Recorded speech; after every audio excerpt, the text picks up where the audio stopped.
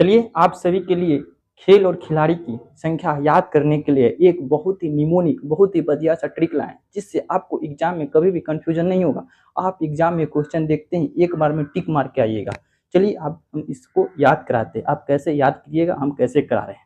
चलिए देखिए, तो पोलो पोलो पोलो पोलो में खिलाड़ी की संख्या कितनी है? 4। याद कैसे रखेंगे?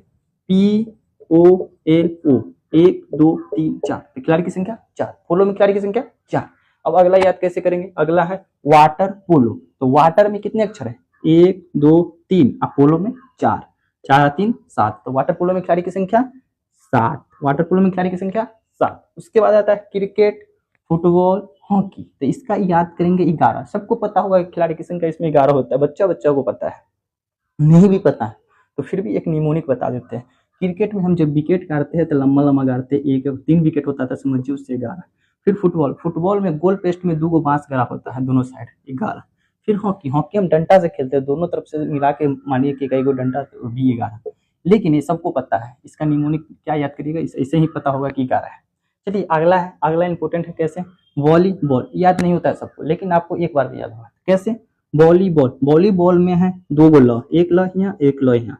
दोनों ल को हम 3 3 कर देंगे, उल्टा कर देंगे इसको, ऐसे तो ऐसे कर देंगे। 3 + 3 तो कितना हो गया? 6। तो वॉलीबॉल में खिलाड़ी की संख्या कितना है? 6। इससे बढ़िया भी ट्रिक है, निमोनिक है, जो कि वॉलीबॉल को पढ़ेंगे बोला बाली। क्या करेंगे? बोला बाली। अगर गांव समाज में बोला बाली होता है तो एक दूसरे आदमी को देख के क्या करता है? छी छी। तो वॉलीबॉल कितना हो गया? 6। बोला बाली 6। उसके बाद बास्केटबॉल हम किसी चीज को बस बस करते हैं तो 5 उंगली दिखाते हैं, बस बस बस। बास्केटबॉल से बस।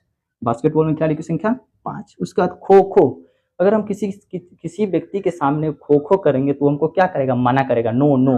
खो खो तो नो नो, खोखने के लिए मना करेगा, तो नो। उसके बाद रग्बी फुटबॉल में खिलाड़ियों की संख्या सबसे अधिक होती है, जो कि 15 है।